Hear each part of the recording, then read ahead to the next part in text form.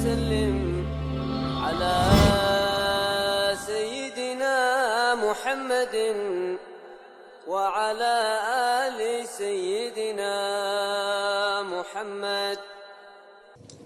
Bismillah ar-Rahman ar-Rahim. Assalamu alaikum wa rahmatullahi wa barakatuh to all my beloved brothers and sisters.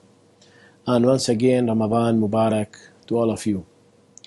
As we are now enjoying the blessed month of Ramadan, the calmness of Ramadan, the tranquility of Ramadan, the worship of Ramadan, the relationship with others through the month of Ramadan, this is something for us also to be mindful to, which is to enlighten ourselves with most important things in our life, which is al-akhlaq, moral character. And the branch of moral character is the etiquette. Because if you are a person of moral character, of morality, of course you will have the etiquette. You will understand how to deal with each situation in our life. Now, talking about the etiquette for everything in our life as a Muslims, as a believers, there is etiquette, how to deal with our parents, for example, the parents with children, etiquette of husband and wife, wife and husband, teachers and students, the employers and the employees, everything there is an etiquette. So that the life will be easy. It will be managed in a good way, in the best way. There will be no dispute between the people because they understand how to deal with each other. One of the very important etiquette, my beloved brothers and sisters, is the etiquette with al-ulama. Who are al-ulama? Al-ulama, they are the inheritors of the prophets. As Al-Habib al-Mustafa sallallahu alaihi wasallam said, al-ulama warathatul anbiya. If you see a businessman, if you see a wealthy person and he has lots of money, he inherit buildings, properties from his father, you will be known by that. See, he inherited from his father this wealth, and the people might look to him in a, as a big man, as a person of position, etc. But when we talk about, as we mentioned, the etiquette with ulamas, because they are the inheritors of the prophets. They inherit the ilm which the prophets have given them, that ilm, so that the message will continue all the time. There are lots of etiquettes with the ulama, and alhamdulillah, the biographies of ulama, the seerah, the books which is written by them, it has lots of great information about this important matter. Let me just say something for you. For example, when Sayyidina Imam Malik bin Anas radiallahu anhu said, he said that whenever his mother clothing him in the morning, when she dress him, his dress to go to his teacher Rabi'a, to his Sheikh Rabi'a to study, for him to study under him, to inhale from his knowledge, the mother used to say, learn from Rabi'a's adab before the ilm. Learn the etiquette from Imam Rabi'a, your Sheikh.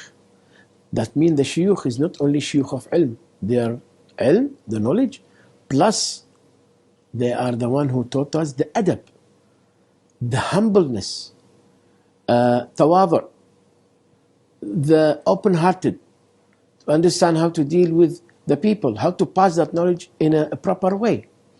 And if you say, but I give you just example now, but the example, the greatest example, of course, which all of us have got, all the ulamas have got their ilm from it, and the adab, which is Sayyidina al-Mustafa alayhi salatu salam, how he used to treat the people with adab, sallallahu alayhi wasallam. And the Sahaba, they used to deal with him with high adab. And the people, Tabi'in, used to deal with the Sahaba with the highest adab as well. So it's the chain of only not ilm, there's a chain of moral character. If the ilm not going to make you, humble, simple, a good person, that means you have misunderstood the knowledge itself in the first place. Al-ulama, they told us how to have the etiquette with, they in fact advise us, let's say, how to have the best etiquette with all the rightly guided scholars, because they are the one who taught us the meaning of this life and the meaning of hereafter, and how to be close to Allah subhanahu wa ta'ala, to spend our moments in this life in according to all our relationship with others in a proper way, so that we can be, will generate inshaAllah the rewards from Allah subhanahu wa ta'ala all the time. See, for example, Sayyidina al-Imam al-A'zam Abu Hanifa, his Sheikh named Hamad, he said, Wallahi, Imam Hanifa said, whenever I ask forgiveness for my father, in each time I pray to Allah subhanahu wa ta'ala, I won't forget to pray the same amount to my Sheikh Hamad, because I have learned from him the ilm, and without that ilm I won't be a teacher or a scholar by now. So this is the etiquette with ulama, to pray for them. And then Sayyidina Imam Sufyan al-Thawri said, they are the best souls in this world to be deal with and to have a high etiquette with them, the souls of al-ulama. The ulama, they are the one who taught us how to be good, how to be right. An incident they said that someone who, when his father passed away, he cried, he was sad for a certain time. But when his sheikh passed away, he was sad for a longer time.